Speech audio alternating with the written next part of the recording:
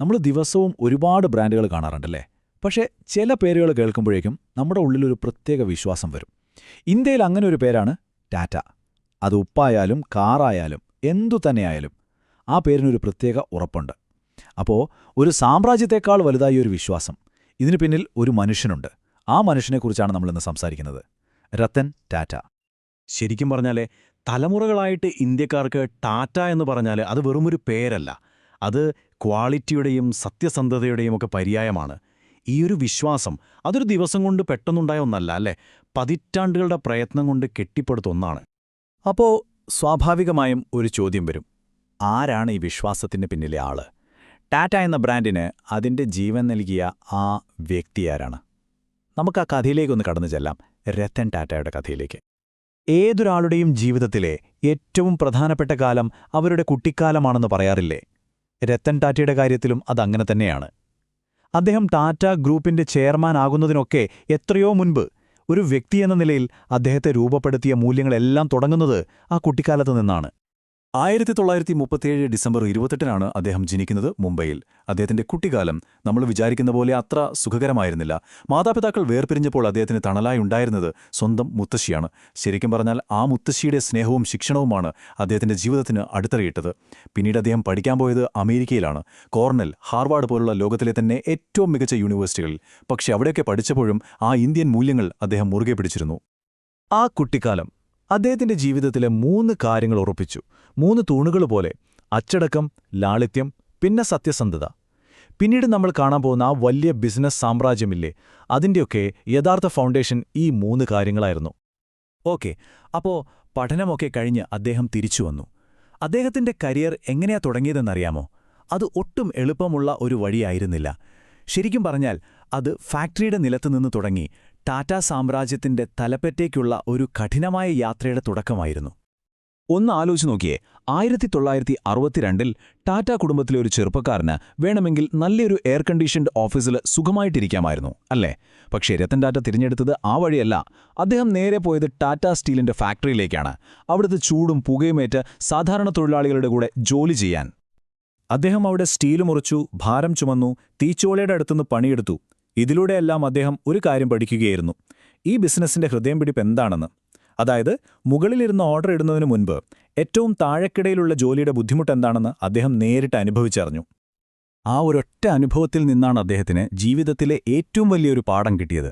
എന്താണെന്ന് വെച്ചാൽ, ഒരു യഥാർത്ഥ നേതാവ് എന്ന് പറയുന്നത് തന്റെ ടീം ചെയ്യുന്ന ഓരോ ജോലിയുടെയും ബുദ്ധിമുട്ടും അതിന്റെ മഹത്വവും മനസ്സിലാക്കിയിരിക്കണമെന്നുള്ളതാണ്. ഈ ഒരൊറ്റ ചിന്ത മതിയായിരുന്നു അദ്ദേഹത്തിന്റെ പിന്നീടുള്ള കരിയറിന് വഴികാട്ടിയാകാൻ. എന്നാൽ കഥയിലൊരു ട്വിസ്റ്റുണ്ട്. 1991-ൽ അദ്ദേഹം ടാറ്റ ഗ്രൂപ്പിന്റെ ചെയർമാനായി വന്നപ്പോൾ പലർക്കും സംശയമായിരുന്നു. എല്ലാവരും നെറ്റിചുളിച്ചു. ഈ ചെറുപ്പക്കാരന് ഇത്രയും വലിയൊരു സാമ്രാജ്യം മുന്നോട്ട് കൊണ്ടുപോകാൻ പറ്റുമോ എന്ന ചോദ്യം എല്ലായിടത്തും ഉയർന്നുകേട്ടു. പക്ഷേ ആ സംശയങ്ങളെയെല്ലാം അദ്ദേഹം തിരുത്തിക്കുറിച്ചത് വാക്കുകൾ കൊണ്ടായിരുന്നില്ല, പ്രവൃത്തികൾ കൊണ്ടായിരുന്നു. രത്തൻ ടാറ്റയുടെ നേതൃത്വത്തിലാണ് ടാറ്റ എന്ന പേര് ഇന്ത്യയുടെ അതിർത്തികൾ കടന്ന് ഒരു ഗ്ലോബൽ പവറായി മാറുന്നത്. അദ്ദേഹത്തിന് വളരെ വ്യക്തമായൊരു കാഴ്ചപ്പാടുണ്ടായിരുന്നു. ഇന്ത്യയ്ക്ക് ലോകത്തിലെ ആരുമായിട്ടും മത്സരിക്കാൻ കഴിയും. അതിന്റെ ഏറ്റവും വലിയ തെളിവായിരുന്നു പിന്നീട് നടന്ന ആ ഏറ്റെടുക്കലുകൾ. നോക്കൂ, 2000-ൽ ബ്രിട്ടന്റെ അഭിമാനമായിരുന്ന ടെഡ്ലിറ്റി ടാറ്റ സ്വന്തമാക്കി. 2007-ൽ യൂറോപ്പിലെ സ്റ്റീൽ ഭീമനായ കോറസ്. പിന്നെ 2008-ൽ ലോകം മുഴുവൻ ആരാധിക്കുന്ന ജാഗ്വാർ ലാൻഡ് റോവർ. ഒന്നോർത്തു നോക്കൂ, ആ കാലത്ത് ഒരു ഇന്ത്യൻ കമ്പനി ഇങ്ങനെ ലോകോത്തര ബ്രാൻഡുകളെ വാങ്ങിക്കൂട്ടുന്നത് ആർക്കും ചിന്തിക്കാൻ പോലും പറ്റാത്ത കാര്യമായിരുന്നു. പക്ഷേ ഈ കോടിക്കണക്കിന് ഡോളറിന്റെ ബിസിനസ് ഡീലുകളാണോ രത്തൻ ടാറ്റയെ ഒരു ലെജൻഡാക്കുന്നത്? അല്ല. അദ്ദേഹത്തെ ശരിക്കും വ്യത്യസ്തനാക്കുന്നത് ആ വലിയ ബിസിനസ്സുകാരന്റെ ഉള്ളിലുള്ള ആ മനുഷ്യനാണ്. ആ മനുഷ്യത്വമാണ് അദ്ദേഹത്തിന്റെ ഏറ്റവും വലിയ കഥ. 2008 നവംബർ 26, ഇന്ത്യയുടെ ചരിത്രത്തിലെ ആ കറുത്ത ദിനം. ആ ദിവസമാണ് അദ്ദേഹത്തിന്റെ നേതൃത്വം ഏറ്റവും വലിയ പരീക്ഷണത്തെ നേരിട്ടത്. ടാറ്റയുടെ അഭിമാനമായ താജ് ഹോട്ടൽ ഭീകരർ ആക്രമിച്ചപ്പോൾ രാജ്യം മുഴുവൻ ഉറ്റുനോക്കിയത് ഒന്നേയുള്ളൂ: രത്തൻ ടാറ്റ എന്തു ചെയ്യും? ആ ഒരു ഭീകരമായ അവസ്ഥയിലും അദ്ദേഹത്തിന്റെ ആദ്യത്തെ പരിഗണന ബിസിനസ് നഷ്ടമായിരുന്നില്ല, തന്റെ കൂടെയുള്ള ജീവനക്കാരായിരുന്നു. പരിക്കേറ്റ ഓരോരുത്തരെയും, ജീവൻ നഷ്ടപ്പെട്ട ഓരോ ജീവനക്കാരന്റെയും കുടുംബങ്ങളെ അദ്ദേഹം പേഴ്സണലായി പോയി കണ്ടു. അവരുടെ ഭാവിയുടെ ഉത്തരവാദിത്തം അദ്ദേഹം ഏറ്റെടുത്തു. അന്ന് അവിടെ നിന്നത് ഒരു കമ്പനിയുടെ ചെയർമാനായിരുന്നില്ല, ഒരു കുടുംബത്തിന്റെ നാഥനായിരുന്നു. അദ്ദേഹം എപ്പോഴും പറയുന്ന ഒരു കാര്യമുണ്ട്. പണമുണ്ടാക്കുന്നത് അത്ര പ്രയാസമുള്ള കാര്യമല്ല, പക്ഷേ മനുഷ്യരുടെ ബഹുമാനം നേടിയെടുക്കുക എന്നത് അതിനേക്കാൾ എത്രയോ വലുതാണ്. ഈ ഒരൊറ്റ വാചകത്തിൽ അദ്ദേഹത്തിന്റെ ജീവിതത്തിന്റെ മുഴുവൻ തത്വശാസ്ത്രവും അടങ്ങിയിട്ടുണ്ട്.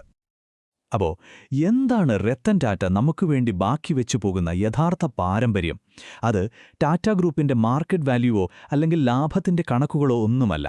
അതിനെല്ലാം അപ്പുറം കാലം മായ്ക്കാത്ത ചില മൂല്യങ്ങളാണ്.